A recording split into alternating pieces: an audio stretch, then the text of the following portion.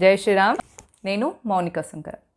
GHMC ఎలక్షన్స్కి ఒక MLA వారి నియోజకవర్గంలోని ప్రజలను ఎలా అడ్రస్ చేస్తున్నాడు, వాళ్ళకి ఏం చెప్తున్నాడో ఒకసారి చూద్దాం. కరెంటు బిల్లు లేవట, మీటర్ల తనిఖీలు లేవట, నల్లా బిల్లులు లేవట, ఇంటి పన్నులు లేవట, సరైన పత్రాలు కూడా చూపించరట, చూపించినా పన్ను కట్టరట, కట్టకున్నా వచ్చి అడిగే దమ్ము ఎవ్వడికి లేదట, రోడ్డు పైన కట్లు కొట్టినా చాలాన్లు రాసే దమ్ము కూడా పోలీసోడికి లేదట, చాలాన్ రాయాలంటే వనికి సస్తున్నారట ట్రాఫిక్ పోలీసులు. ఎందుకు? మజ్లీస్ వల్లనట. మరి ఇవన్నీ నడవాలంటే ఎంఐఎంకి మీరు బయటకు వచ్చి ఓటు వేయాలన్నట. ఎంఐఎం ఉంటేనే కరెంటు బిల్లులు ఉండవట, నల్లా బిల్లులు ఉండవట, ట్యాక్సులు కట్టాల్సిన పని ఉండదట, అడిగే దమ్మున్న మోగోడెవడు ఉండడట. అట్లా అడిగేవాడు ఎవడు అని ప్రశ్నిస్తున్నారు. మనల్ని అడిగే దమ్ము ఎవడికి ఉంది అని ప్రశ్నిస్తున్నారు. ఇది ఎంఐఎం ఎమ్మెల్యే మోజాం ఖాన్ గారు వారి కాన్స్టిట్యుయెన్సీ ప్రజలకు ఇచ్చే మానసిక స్థైర్యం, మోరల్ సపోర్ట్ చూడండి ఒకసారి. వీళ్ళు భయపడేది కేవలం బీజేపీకి. టీఆర్ఎస్, కాంగ్రెస్, వైఎస్ఆర్సీపీ లాంటి సెక్యులర్ పార్టీలను వీళ్ళు కన్సిడర్ చేయరు. అందుకే మొన్న అక్బరుద్దీన్ ఓవైసీ ఏమన్నారు, ఎన్టీఆర్, వైఎస్ఆర్, కిరణ్ కుమార్, కేసీఆర్ వీళ్ళందరినీ కుర్చీలో కూర్చోబెట్టింది మేము కింగ్ మేకర్స్, దేవుడి దయ వల్ల, అల్లా దయ వల్ల మేము కింగ్ మేకర్స్ అయ్యే, కింగ్ని మేక్ చేసే శక్తి మాకు ఇచ్చిండు అని అన్నారు. కరెక్టే కదా. మరి దొర వీళ్ళకు ఉర్దూ మీడియం స్కూల్స్ ఇస్తాడట, షాదీ ముబారక్ ఇస్తాడట, సబ్సిడీ లేని లోన్స్ ఇస్తాడట, కరెంటు బిల్లుల బాకీలు ఉంటే వాటిని మాఫీలు చేస్తాడు, నల్లా బిల్లు బాకీలను మాఫీ చేస్తాడు, చాలాన్ల బాకీలను మాఫీ చేస్తాడు. మనం ట్యాక్స్ పే చేస్తే, అంటే చాతగాని చావచచ్చిన సనాతన ధర్మ వారసులం మనం ఉన్నాం కదా, మనము ట్యాక్సులు పే చేస్తామన్నమాట.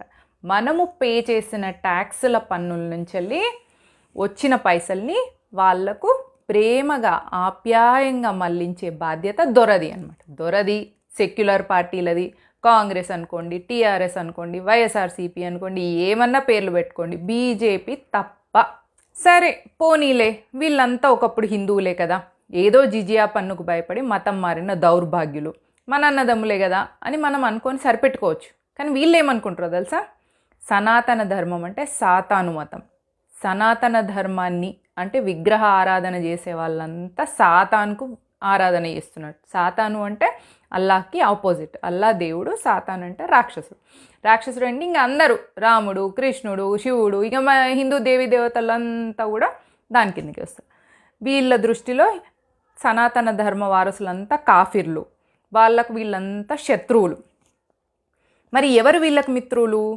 వీళ్ళకు పాకిస్తాన్లోని వాళ్ళ అన్నదమ్ములు, నిజమైన అన్నదమ్ములు.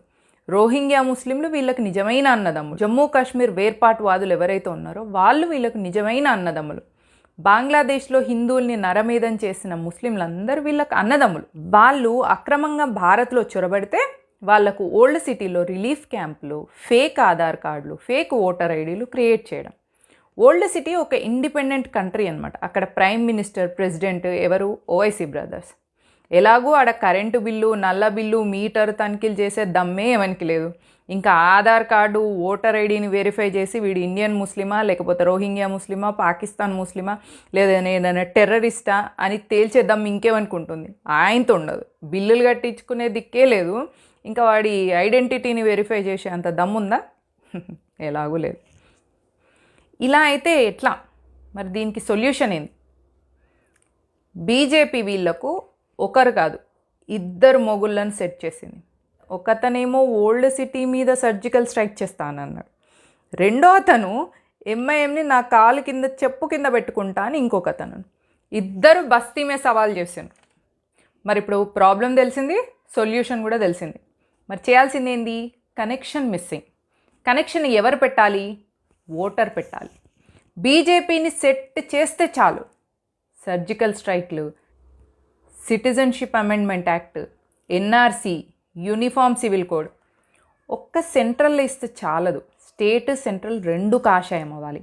స్టేట్లో, సెంట్రల్లో రెండిట్లో ఇవ్వడం మన కోసం కాదు, అలాని ఇలాంటి 4-5 ఎమ్మెల్యేలను ఆపటం కోసం కూడా కాదు. రేపటి తరం స్వతంత్రంగా ఉండటం కోసం, రేపటి తరం జై శ్రీరామ్ అనటం కోసం, రేపటి తరం స్వేచ్ఛగా హిందువుగా ఉండడం కోసం, రేపటి తరం గర్వంగా హిందువుని అని చెప్పుకోవటం కోసం, మన దేశం కోసం, మన ధర్మం కోసం జాగో హిందూ జాగో, మేలుకో.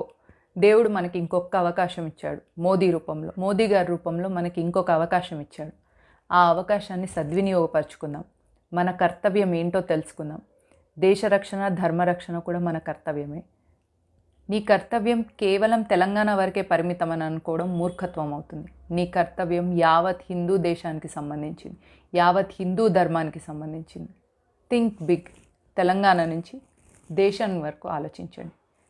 తెలంగాణ అనే ప్రాంతం నుంచి వెళ్ళి హిందుస్థాన్ వరకు బ్రాడ్గా అయిపోండి. మీ ఐడెంటిటీని పెంచుకోండి. తెలంగాణవాదిగా కాదు, హిందుత్వవాదిగా, హిందుస్థానీగా మాట్లాడండి. జై హింద్.